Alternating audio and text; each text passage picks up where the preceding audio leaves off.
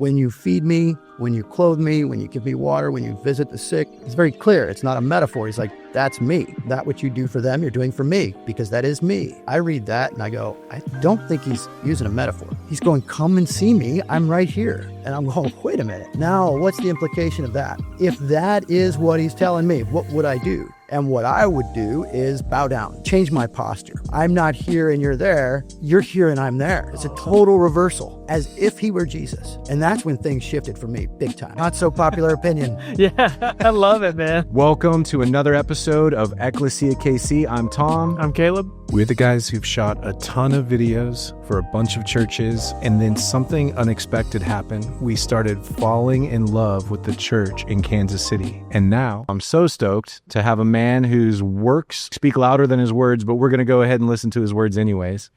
And why not you be the judge? Or sorry, or I don't know. Ross Desert, welcome. Hello. Hello.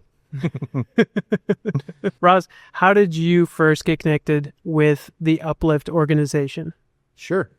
I got involved just like a lot of other people do. I showed up to volunteer. And when I came there at the invitation of a group, I was a teacher, and I was there with What subject were you teaching? I taught theology and philosophy wow. at a Catholic high school here in Kansas City at Bishop Miege High School. And one of the things that we used to do was you try to expose these kids to service opportunities. And so we would load up a bus of sophomores in this case and go to different organizations and kind of like a field trip. Go here for a few hours, go here for a few hours. And so one of the places we went that day was to Uplift. And I'd heard about it, but I'd never seen it. And I loved it. I was like, well, this is pretty cool. And when I was there and we got done and we were getting ready to leave, and I asked the woman who was leading it that day, and I said, well, what do you need? And I'm thinking sock drive kind of a thing. We'll do something. Yeah, what can I as a teacher help organize and get you a bunch of socks? Yeah, and she surprised me, and she said, well, actually, I need you. I've got an open spot for a driver on second Mondays. What are you doing on second Mondays? And I didn't have a great answer for her. And I said, well, nothing. I said, all right, I'll give it a shot. And so I had never done it before, but I was immediately thrown into the mix to train to be a driver for Uplift and drive these vans and go out on the streets to help the homeless. So that's how I first got connected. And I started doing those Mondays. Wow. That's awesome. Yeah.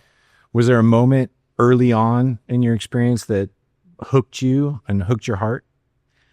I mean, there's a lot of them. Or even like you said, you loved it when you were there. What did you love about? I think what I loved about it when I went to that warehouse, what I saw was just, this is ordinary people doing ordinary stuff.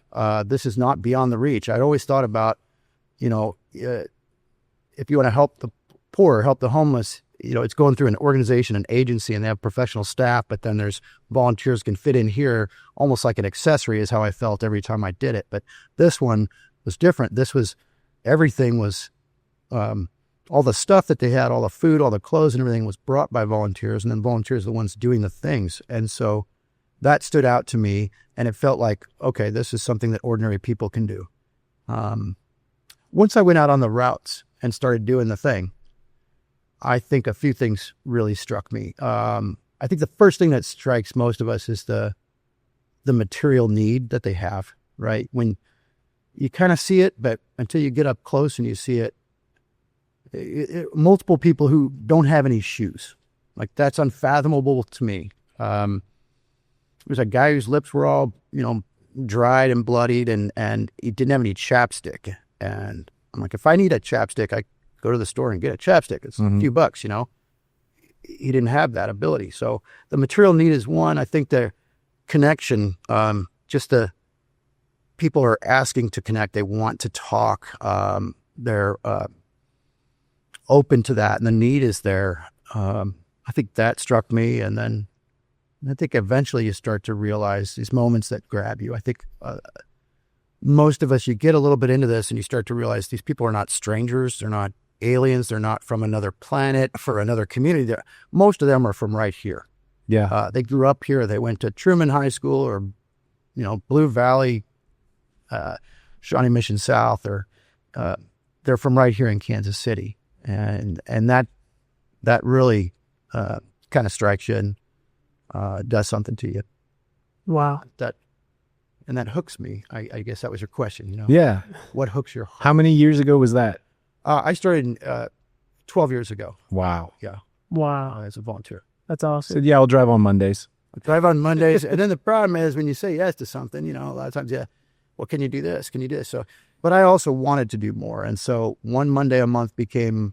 I said, give me another one. I want to see them a little bit more. I want to learn their names and remember their names. I don't want that much gap between when I do this, and so can I have another one? Yep.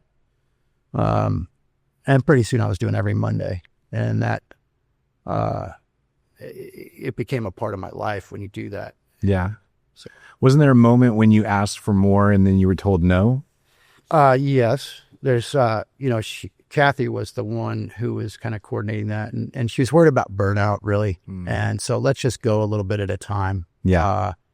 And that's real. That's important. And now as I lead, I've got to do the same thing. Keep an eye on folks and make sure they're not emotionally or physically, or it's not taking a toll on the rest of their life too much. Yeah. Love it. Uplift has a reputation for serving without all the fanfare. What's the heartbeat behind that? I think, we don't want to do it for attention. But yet at the same time, you want to tell the story. And that's a challenge for anybody, right? I don't want to draw too much attention to myself, but I want to highlight the work or the people or the need. And so we're constantly challenged with that. But I think I've learned over time, most people, authenticity is, I wouldn't say rare, but it's lacking a lot of times. And people want the authenticity. People respect authenticity. And so most of our volunteers come in there and they're not tooting their own horn. They're not pointing at themselves. There's not a lot of, photo ops and stuff like that. It's just, we show up, we do the thing, you go home. But at the same time, again, there's a need, there's a cause, not just for the people that we help, but to highlight this whole thing and to show it. I had a Facebook comment just yesterday. Somebody I used to work with 20 years ago, right up here in Raytown. And this woman and I worked together for probably 5 years. And she's commenting to somebody else on a post, says, hey, wait, Ross? Yeah, we used to work together. And she's like, I just love how he shares, this stuff that's going on. I appreciate that. Well, I don't know that she's watching that or seeing that. Yeah. But it, from a distance, can inspire someone or change someone or have an impact that she might then want to do something more. Mm-hmm. And I think that's the value in sharing what we do. In fact, that's why I'm here today. Why go on a podcast? I'd almost rather just do the thing, don't talk about it. But we need that too, right? Yeah. Yeah, you got to share your faith or share the work, and but at the same time, people want that quiet authenticity of just you go pray and you don't need to tell everybody about it all the time. Yeah, that's interesting because of the journey we're on. We're discovering these beautiful communities and beautiful stories, and we're like, people have to hear these stories, like these stories. And one of the things about you, you've been doing this for 12 years, but you're not the founder, but you're a story keeper. You still have the story of the movement, and you can tell just your passion for it, your love for it, and that's one of the most attractive things about having you on this podcast is that you hold the story of Uplift. Yeah, and those roots and those founders and the people that came before me. It was going 18 years before I showed up. There's history there, and there's precedent, there's culture, there's the way we do things, and it's not necessarily written in a manual, right? And so we have to interpret that, listen to that, receive that, and then go from there. And I think that's how a lot of times the faith is passed on or culture is passed on, not necessarily through a written format or we're going to sit down and listen to a sermon or a lesson on this, but it's handed on one-to-one. It's a replication more than it is a scale. Yeah. And so I think our vibe, culture, you say without fanfare, the way that we do that authenticity piece needs to be passed on just kind of a one-to-one. It's just not the way we do things here. And I think then people, when they come in and do join this work, they realize it's not about the big thank you. It's not about the big recognition. It's not about, putting it out there in a big way. It's about putting it out there in a quiet way, in a subtle way. And I think that draws people in, whether that's to the work that Uplift does or to belief in our Father. Mm-hmm. Absolutely. That's something about you that just rang true since we met you, has been like a quiet authenticity. That's like why we kind of wanted you here today, is because, the stories you have, they may be small impacts here and there throughout Kansas City, but that small impact is so real and authentic in the way that it's impacted you and that person, that wave kind of ripples out on its own. And even though you have to market, you have to give Facebook and everything like that, it's authentic. Your reach is authentic and real. That's something we really appreciate about you specifically, and about Uplift as an organization. Yeah. Well, thank you. I think that's true. And I tell you that it's intentional. Yeah. It's not like, there are people in this creator world that we live in, right? Where people are just trying to get the likes, the follows, like and follow. content. Yeah. Like and follow. That's right. Uplift and the Ecclesia. Yeah. Yes. But in this world, that's a shallow approach in a sense. And you might get a big blip, but that's not sustainable. What you want is deep reach, right? For your podcast, you want deep, sustaining subscribers. And so in the same time, we want deeply engaged volunteers or donors or people that this becomes a way of life. And I think that's when we get changed and the thing gets supported very well, right? Yeah. And so what we count on from the beginning, remember I said she invited me to a regular commitment, one Monday a month. And that is the core of what Uplift is that probably at least 50% of the people that are engaged there are committed on a regular basis. And that commitment is also another thing that's lacking. And so you want, when you commit to that, it keeps the organization or it keeps the podcast or it keeps the church or whatever in front of your face at a regular basis. And that commitment starts to change you. Without the commitment, if it's a one-off deal, I just listened once, or I just came to church once, or I just came to Uplift once with my, corporate serve day, those are great. But the regular, steady commitment keeps it in front of me, and then I get changed. Yeah. And it gets supported at the same time. Absolutely. It's almost like faithfulness is a good thing. Absolutely. And it's hard. We live in a world where we don't want to commit to stuff. Oh, for sure. Myself too. I resist committing to things, right? Mm-hmm. Thank you so much for coming on the podcast. Yeah, absolutely. Thanks for committing. Because I had to hem and haw for a few years, and then, all right, fine. No, I'm just... Now we know how to ask him, right? What's that? So we just, what about next week? keep it in front of him. Consistency. That's right. So you guys get me on here once a year? Yeah. Yes. Yeah. Whatever your cadence is that you need, Sure. Yeah, I will. It's beautiful. Love that. A lot of people serve with Uplift who follow Jesus, but the organization isn't Christian facing. So I wanted to ask you, how do you see the Spirit at work behind the scenes? I mean, the Spirit is everywhere, whether we like it or not, whether we recognize it or not, whether you believe or not. It's just there. Some people call it the Spirit with that formality. Some people call it the universe. Mm.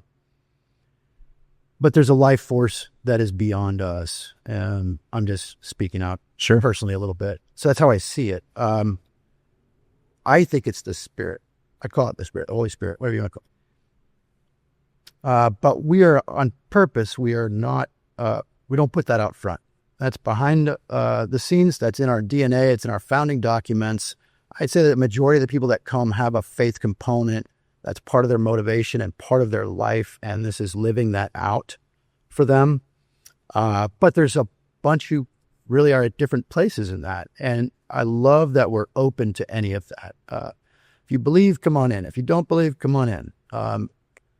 There's still times where we're praying for someone or with someone, either as volunteers or we talk about those things, but it's not organizationally, if you will, too much. But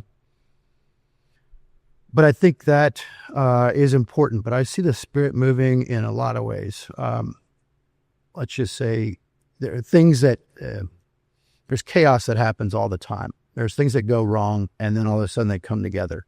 Or there's items that we need, and we all, where are we going to get those from? We need gloves, or we need these shoes, and we don't have any size 13, and I got 4 people that asked for them, and then next thing you know, some guy who wears a size 13 comes in and cleaned out his closet, and we got 8 pairs of size 13 all of a sudden. To me, it's not a coincidence. Some people might call it a coincidence, but I think that is the Spirit. Yeah.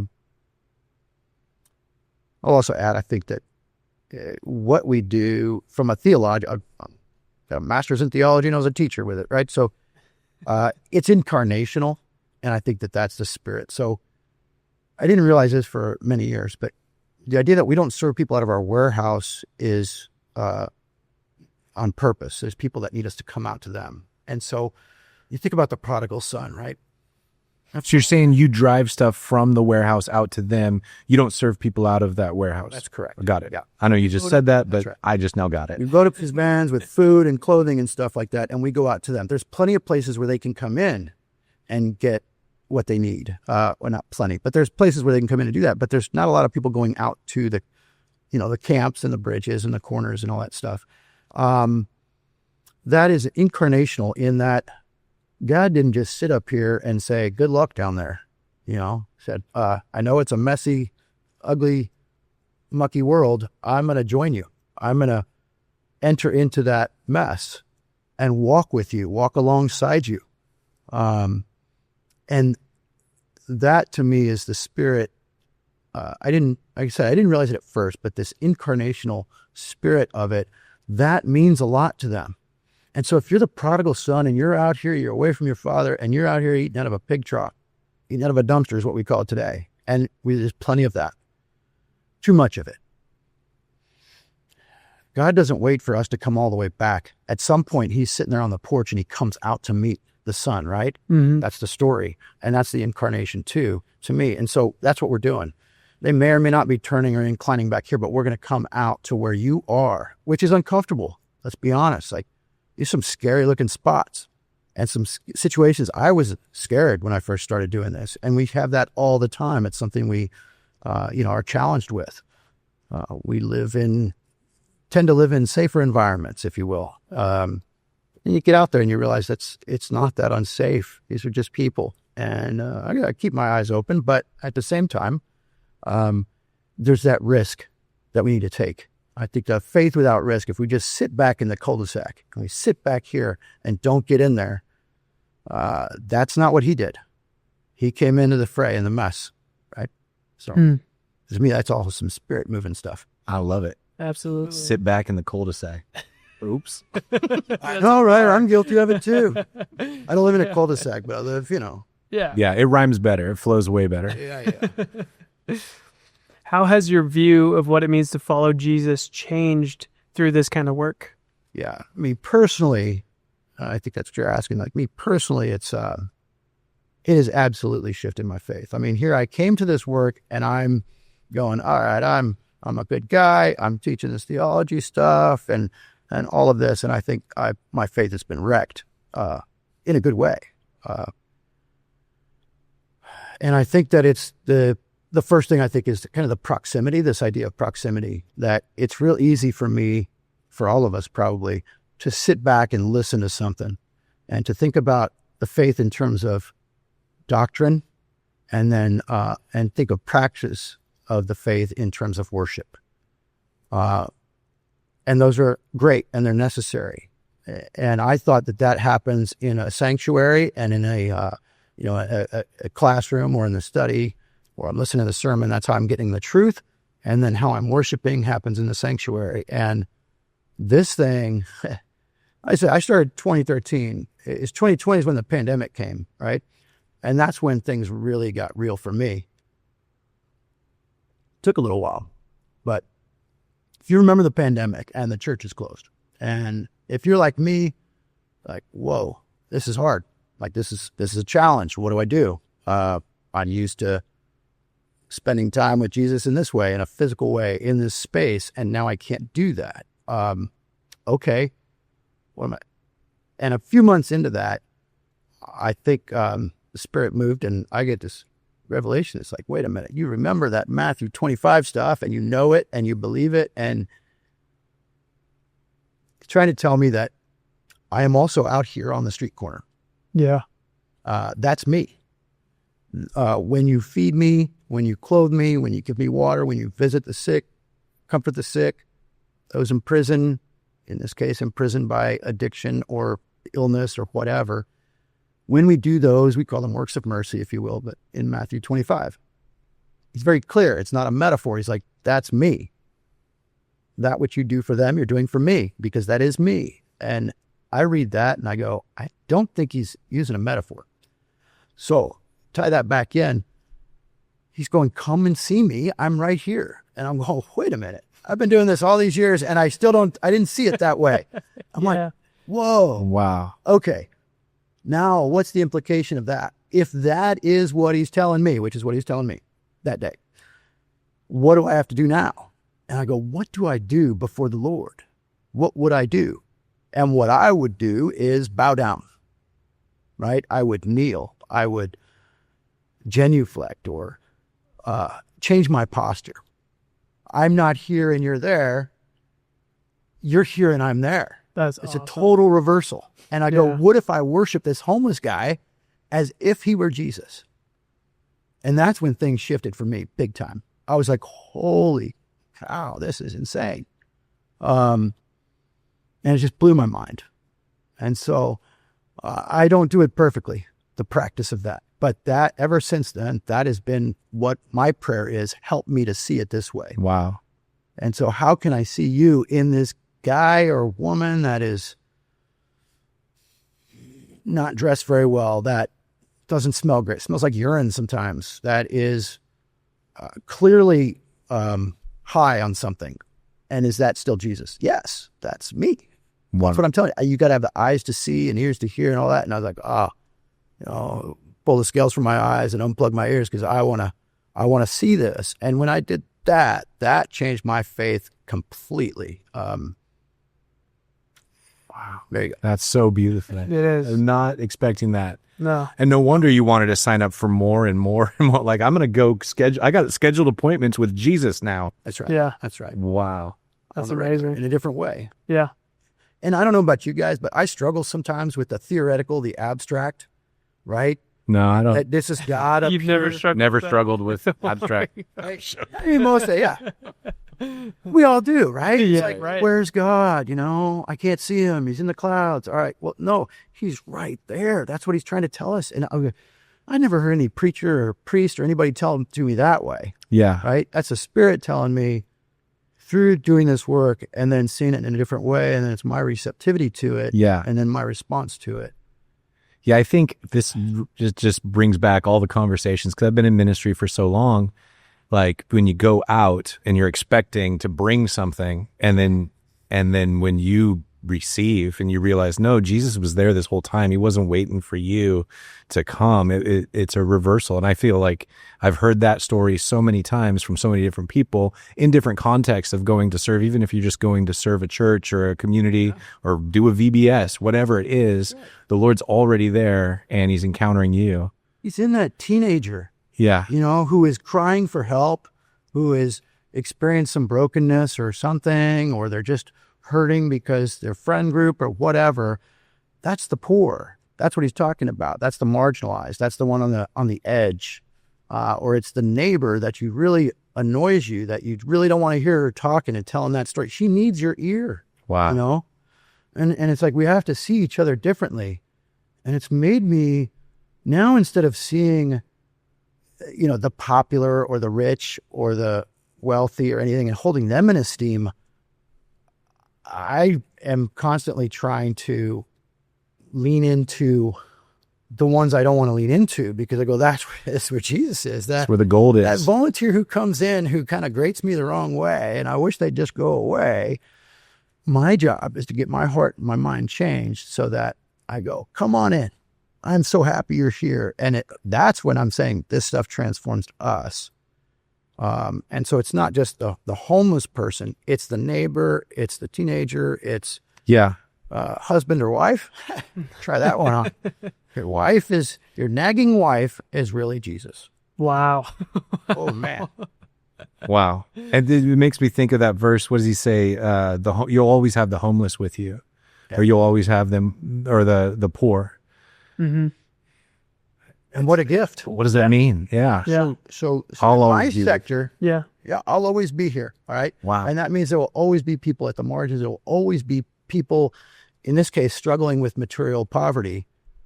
And we want to solve it all the time. And I think Jesus is telling us, you're not going to solve it. It's going to be there, and it's a gift if you see it that way. We want to reduce it. We want to alleviate it. We want to be neighbors to them, right? The Samaritan's got to stop and see them and interrupt your life and do the things to make it better, to do salve on the wounds and to help them flourish and heal.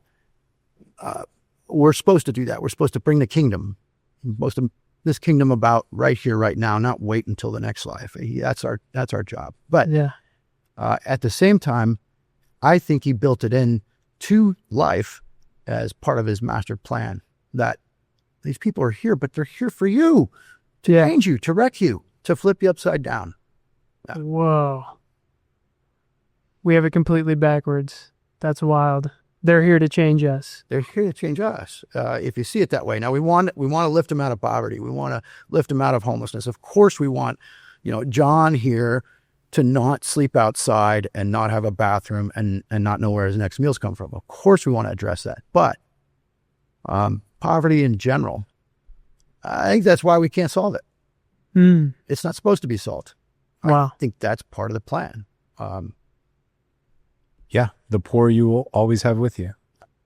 Crazy. Wow. That's so cool. Yeah. Not so popular opinion. Yeah, I love it, man.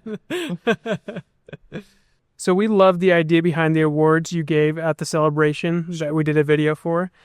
The statue with Jesus as the homeless man and the placard hidden underneath. What exactly inspired that? Yeah. So first you got to understand the context. Uplift we've never really had events. We've never done any fundraising formally. We haven't needed to. We've had enough coming in to support the warehouse, the vans, and the operations. But as this thing has grown, it was unsustainable. So I'm getting to your thing in a second. No We worries. had an event because we are moving and have the last few years. We've expanded our warehouse, which expands the bills. We've added myself and one other as staff to help hold it together. So to set things up for the volunteers when they come. And so we're still very, very minimal amount of overhead and whatnot. And we were hitting 35 years. And so it just seemed right to me, let's have an event. We've never done this before. And I want it to be something where we need to gather. And it was to celebrate, the past where we've been, and then look at this moment we're in right now, and then build towards the future. And part of that was we have one of the founders is still alive.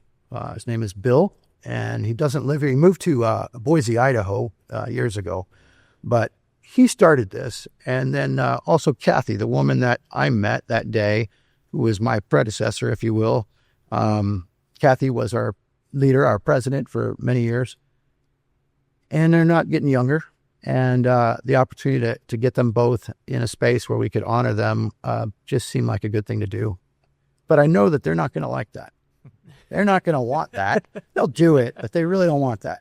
Right. We don't have Volunteer of the Year awards. We don't do any of that stuff. There's none. It's just kind of who we are. So how can you honor these two in a way that seems fitting? And it hit me one day. I've got this small replica statue that's about 12 inches, and it's got a park bench, if you will, and it's got a guy sleeping on it like a homeless guy. But when you look real closely underneath at the face that's underneath that hoodie, it's the face of Christ. And it's by an artist named Tim Schmalz, and he's, alive and doing this stuff. And he's got not just that homeless Jesus on the bench, but he's got 20 other ones or so that you can get these replicas of. And I go, oh, this is perfect. So I got them each a different one. And they were donated by a friend of mine who owns a religious goods store out in St. Louis. I called him up. I said, can you get me these two? And he goes, absolutely. I said, just, send them to me because I can't get them. And he said, I'll get them, and he covered the cost, but as is fitting. So what am I going to do? What kind of a name placard am I going to put on there? I mean, you got to put something, right? Because it's an award and a gift. But it dawned on me one day, we're going to stick it underneath. So the little placard's underneath that's got etched in there, right? The bronze or whatever the thing is. I don't know what they make that out of, but, it's got their name and the name of the award and stuff like that. And so they can have that in their home, on your mantle or on a table or whatever, and see that and love that piece as a reflection, as an inspiration or whatever. But then you're the only one who knows that that's your award. Now you could share that with your friends or family when they come over if you want, but I think it just fit into who we are and what we do. So cool. Yeah. Yeah. Yeah. And they loved it, right? What was their response to receiving that? Yeah. I mean, well, you guys filmed the video, right? And so it was, Bill was tearing up, Kathy was tearing up, and Bill doesn't say a lot. And so he said a few words, and it was just, my favorite part was just I think he was blown away by his words were, what a legacy. This thing that he started, just putting some stuff in the back of a car, has now become this thing that, reaches thousands of our neighbors every year, but then also reaches thousands of us every year. And it's grown, and it's been consistent. It's never really failed. So I think he loved that legacy. And I think he appreciated the statue. He kept looking at it. He did. Always up on it. Yeah. I mean, he was here for 2 weeks, and he carried that thing around, and he just kept staring at it. He wanted to know all about the other ones the guy has. Yeah. Gave him a brochure so he could look at them more. That was so sweet. And he set it down on a table to the side, and I was like, okay, we got to get shots of that because that was such a powerful moment. Go to get shots of it, and there's Bill just staring at it, just sitting there. We're like, we'll wait until Bill's done. No. That was sweet. And Kathy too. I mean, I know that she loved it, and I think that they did feel that was fitting. Yeah. Yeah. A bit of weight. So we got a trophy, but not a trophy, if you will. Right.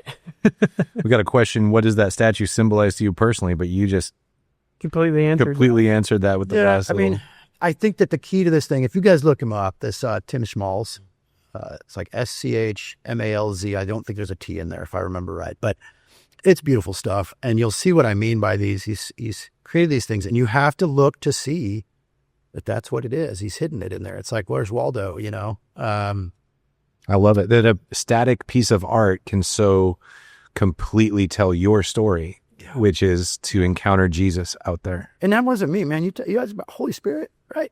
I'm sitting here struggling with this thing. What am I going to get? One of those crystal-looking deals to honor them? I'm like, this is not going to work, right? Right. You know how all those things are. Yeah. I'm like, none of that is going to work, and I'm not doing it. I don't want to do it. What am I going to get? My piece of paper, And then it just hit me one day. I was like, well, that's it right there. It's been in front of you the whole time. It's sitting on my desk. Wow. Packed with meaning. So we'll honor people, just 1 or 2 a year. We don't have a giant volunteer awards thing or donor of the year. We don't have names on things. We never will, as far as I can tell. But it is right and fitting to honor some key things and some key people. And I think that also sharing that is helpful to us when we see that someone is honored or lifted up, but yet they're still humble about it. And it's not, we're not exalting the wrong things or the wrong people. So that makes it awkward to ask this after you saying that, but I'm realizing maybe we want to I don't know if we've actually said what Uplift is, what the impact is, how many, maybe even by the numbers, how many vans, how many meals, how many restaurants serve, and what is Uplift? I thought you were going to do the voice in at the beginning. Oh, yeah. Talk about that from, the corn. Make me do it. Yeah. So, all right, Uplift is, it's been an all-volunteer group until a couple years ago, but it's basically ordinary people like you and I seeing our neighbors out there struggling, going, this is overwhelming, how can I do this? But realizing there is something we can do. And so we have 4 Sprinter vans and a big warehouse, 18,000 square foot warehouse. We're just east of downtown. Truman and Prospect is the intersection we're closest to. And it's all on our website, uplift.org, if you care to look. But we go out at night 3 nights a week, Monday, Wednesday, and Saturday, every week. Doesn't matter if it's 100 degrees or if it's, 8 inches of snow, we're going. And we've really been able to do that. And that that matters too. But when we show up, people know us, they know where we're coming, and they can see that, or they hear from each other. But we show up to a location, and sometimes there's 2 people there, sometimes there's 32 people there. Each of those vans serves about 100. Sometimes it's 70, sometimes it's 120. But Wow. so we're doing about 400 people a night that we're encountering and helping and stuff like that. Each van has a driver and 3 or 4 volunteers on there. Somebody's doing the food, somebody's doing the drink, somebody's working these shelves where we've got hygiene stuff or socks and clothes and all that stuff. But that's not the big thing. On the side of the vans, on our slogan, where it says taking care and compassion of the homeless, and that's what we're doing. What I mean by that is, yes, it's the material stuff, but it's more than that. It is saying, I see you, I'm here for you, looking them in the eye, asking their name, listening a little bit to their story if they want to share about their day, and just sharing compassion and solidarity with them, that you're not alone. You might feel alone, you might feel left behind, but here we are. And that takes the love of the whole city to do this, right? So all the clothes and the food that comes in here and then goes out on these vans, it's basically saying, this city cares about you. Yeah. Okay. And that's what they hear anyway. Like when I ask them what this means, and you ask them what it means, that's what it means to them. Like, Wow. y'all didn't have to do this. You could have stayed home on your couch in the cul-de-sac. You didn't have to give of your money or give of your food or spend all day cooking this food. You didn't have to give me your hoodie, but you did. And that matters. It makes them feel like they're not alone. And without that, what are they left with? Who's doing that? The government or some agency where they have to get an appointment, and it's just disconnected from the humanity. So to me, that's the gift that we're bringing, is this sense of solidarity, and we're with you and you're not alone. And that matters. So that's Uplift. That's what we do. Yeah. And it's the whole community. So we got teenagers that come in there, and we got grandmas coming in there, and we got CEOs coming in there, and we got people of every, religion and race and everything, and political leaning. That's really fun right now. Oh, yeah. What I love about this is we're all coming together. We got one common goal, one common mission, that we're here to serve the poor and do this thing. And it doesn't matter. You're going to be on a van. Somebody might be way over here on this political spectrum. Somebody's right over here. And so it's also tying the whole community. It's bringing us together. So it's awesome. That sounds awesome. And you got to learn to get along with that guy who wears the red hat. And you got to learn the woman who drives the Prius. You all got to get along. We're doing the thing, That's how it is. That's so good. Yeah, it's awesome. And it's restaurant quality food or restaurant food? Yeah. So we got, we do have sandwiches and stuff that people make. Like, and we got a bunch donated. I got a bunch of ham, hoagie stuff that we got yesterday. It gets donated from restaurants, catering companies and stuff. But the main part isn't sandwiches. It's not just, it is home cooked food. Yeah. Right. This is the same kind of food that you or I would eat, or they used to eat at home, and they don't get enough of that now. They're getting somebody's leftover slice of pizza as they walk out of the pizzeria in Westport. That's what they're getting. Yeah. They're getting some food in a soup kitchen that was prepared without the same kind of love sometimes, because it's institutionalized. It's some of them do a great job, though. I got to tell you, there's some of these other people that feed, it is packed with love. But you know what I'm getting at. And so we want to show up with the same spaghetti that you might have at home, or the same tuna casserole, or whatever it is. And so it's a hot meal. We get bread and desserts from Price Chopper and Hen House. And we've got great restaurant partners and catering partners. Garozzo's, Brancato's, 2 big ones. There you go. Shout out. Yeah. What do you think is one of the biggest misconceptions about homelessness? That's a great question. I think it's something that doing this helps address that. Okay. So it's real easy for me to sit back and not have any contact or proximity to the poor, and to look at them and go, oh, yeah, I know what would fix that. You just need to get a job, or you need to stop doing drugs, or whatever it is. And there's misconceptions around these causes, or these things that why you're in that situation, or why you can't get out of it. And I think it's real easy for us to go, oh, this is a choice.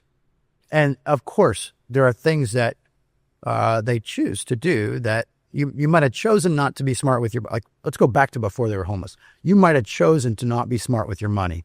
You might have chosen to go to the casino. You might have chosen to hit the bottle. You might have chosen all kinds of things. But it's also true that there are things that they didn't choose.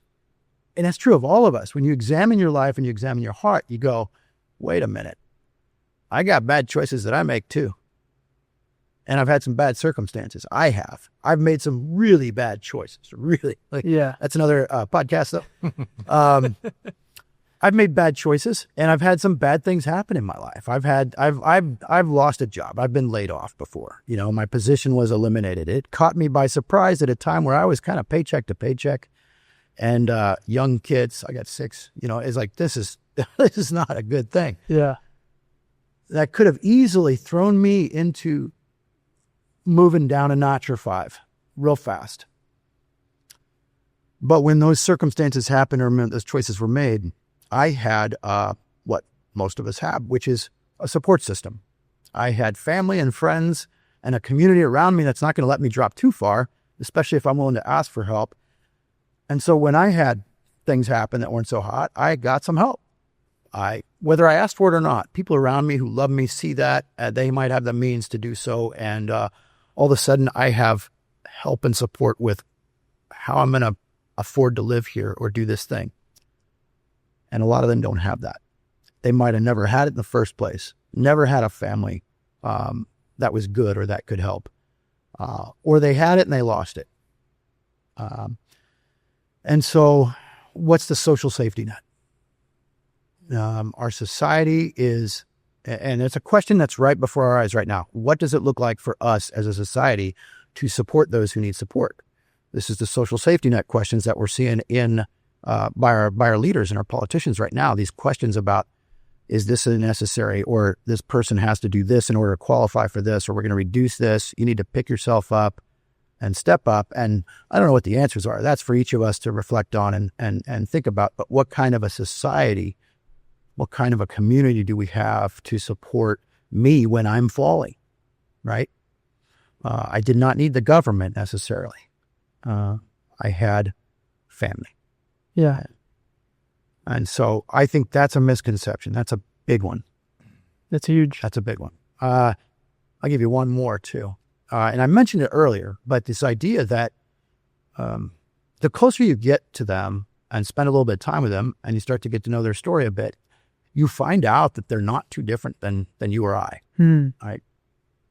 I got a story. When I first started doing this that first year, can I tell you the story? Oh, yeah, absolutely. For sure.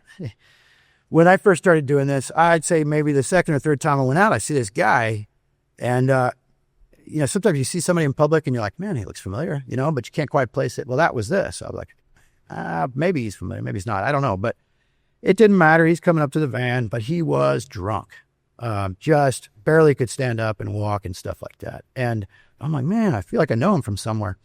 Can't really have a conversation with him though. He's not capable. I said, well. Next time I did it, there he is again. Next time, there he is again. Same thing, incapable of a conversation. About the third or fourth time I go out, I'm wearing a sweatshirt or a hoodie, and it's got, KU on it. And he's like, Jayhawks. And he's like, yeah, are you a Jayhawk fan? And I said, well, yeah. Me too. I love the Jayhawks. I'm the biggest Jayhawk fan there is. And I go, all right, cool. I hadn't really understood at that point that they're also Chiefs fans and Missouri Tiger fans or whatever, right? Right. Normal people stuff. Yeah. They go watch the games and they, on TV and stuff. So he's telling me how big of a fan. He goes, yeah, I watch every game, listen to every game. I don't miss a single game. I've been to Allen Fieldhouse, and I was like, oh, wow, all right. Not what I expected. We start talking. I said, how'd you become a Jayhawk fan? He said, well, I went there.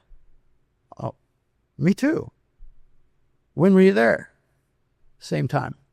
Well, okay.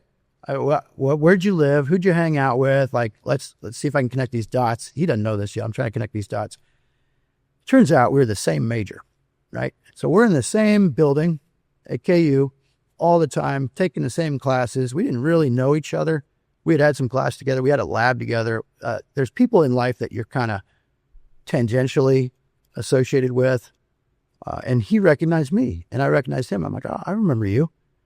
And, okay, well, then over the next few months, You start to learn this story. Well, what happened? That's what I'm asking. You don't ask it that way, but, Yeah. hey, so what did you do after KU? Well, I went and got a master's degree. Not what I expected. Whoa. All right, well, then what'd you do? I went in the Army. I was in the military. All right. He's got a bachelor's and a master's. He's probably an officer, right? I said, were you officer? Enlisted officer. I said, well, you were in for how long? And he's like, 16, 18 years. I don't remember what it was. It was quite a while. I'm thinking, gee, how does this guy end up here under a bridge drunk every day? Right? That's what's going through my head. You come to find out that he had had a tragedy in his life, right? He had gone over and fought overseas in this would have been, Afghanistan and Iraq at the time in the 90s. And he had seen some stuff and experienced some stuff, and he had some trauma associated with that. One of the ways he's coping is through alcohol. And as he's coping with that through alcohol, he develops an addiction. He's not doing the meds. He's not doing the treatment. He's just spiraling. So he's out. And he's got a wife and a daughter. And as he was trying to bring himself back up through recovery, they're separated. He's living in his wife, they're separated from each other. As he starts to turn the corner, starts to do this and try to, go through recovery, they both died tragically. And so he lost what was near and dear. And as that happened, he's got immense guilt and shame, as you can imagine. So his penance for himself was that he doesn't deserve to live. He deserves to die. And as he dies, his chosen method of death was the slowest one he could think of, which was to continue down the path of alcoholism until it killed him, which it did eventually. But you might have seen him walking in this middle of the street downtown, traffic honking at him, almost getting killed constantly. And that's kind of how he was going through life, trying to die. What brought him there? Choices. Yeah, sure. Circumstances. Yeah. That's a sad story. That's a brutal story. He did die inside. He was in an apartment. Wasn't a nice situation. He was, still a hot mess, but he died at least knowing he was loved, and all of that. Where I started this off, telling you this, is I learned that there's a guy that is not too different from me. He grew up here in Overland Park. Wow. Shawnee Mission South High School, KU, K-State, U.S. Army, officer, intelligent guy. He had an income. Money wasn't the problem. Yet here he is. And so there's way more to it. And that's not just a one-off story. Like, everybody's got a story. And we start to see them that way, that this is a neighbor, that this is somebody who is somebody's mother or father or sister, brother, son. You see things differently. And then it becomes hard to walk by and pass them by and not do something in general with my life. I hope that helps. I think that's another big misconception, that these are weirdos, they're aliens, they're from another planet almost, from another state. Yeah, it's true for some of them, but they're also neighbors and they're fellow humans. Yeah. And almost brings hope to the fact that you could maybe interrupt that process in somebody else's life who's, growing up right by you, but maybe headed for a tragedy, but you can head that off by being their family, being their support system, reaching out to them before anything happens. And it makes you see your neighbor different. It makes you see the guy at the grocery store different. So that's amazing. Yeah, and our neighbor who we don't want to spend time with, right? Absolutely. Like, I have to not make her feel like she's on the fringe. Mm-hmm. I need her to feel like she belongs in our world. Right? So it applies to more than just this stuff. And I'm a philosopher and a thinker. And so this is how I want the world to be. Right? Yeah. The kind of world that we want is one where everybody feels like they belong and everybody feels seen and heard. And that if I fall, somebody's got me. That's the kind of world that we all know we want, but we have to actually do it. That's huge. Thank you for sharing that. Yeah. What's a good first step for someone who wants to get involved? I mean, if we want to get involved in what we're doing with the homeless, our website's got lots of good information, but there's really kind of a few main ways. We need items, we need donations of stuff. And so something that everybody has is too much stuff.